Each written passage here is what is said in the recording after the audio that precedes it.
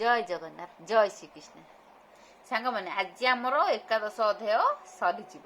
कौन ये अच्छी चलो देखिए ना मत कर्म कृत मत परमो मद्भक्त संग वर्जित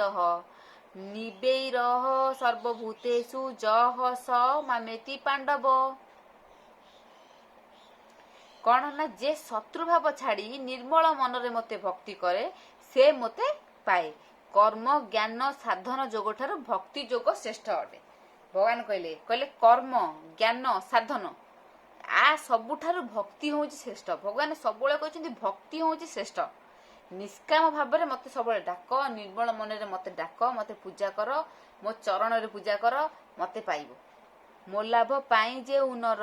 कर्म कर निरंतर जामन आसक्त मोठारे से भक्त हुई मोठारे जे सर्व संसर्ग ते जयी ससर्ग ते जयी से प्राणी मंगल बाछई जार शत्रुभाव नाही से नर निश्चय मते पाई कर्म ज्ञान साधन जोग याठारू भक्ति श्रेष्ठ जोग सुजने दोष मन धर कहई वासुदेव चार इति श्री महाभारते शतसाहस्यां संहितायां वयसिक्यां भीष्म पर्वणि श्रीमद् भगवद्गीता सुपनिषस्तु ब्रह्म विद्यायां योगशास्त्रे श्रीकृष्ण अर्जुन संवादे विश्वरूप दर्शन नामिका दशमो अध्याय एकादश अध्याय जय जगन्नाथ सांग माने एटी विश्वरूप दर्शन सैला निष्काम भाव में आम भगवान को डाकिया जय जगन्नाथ।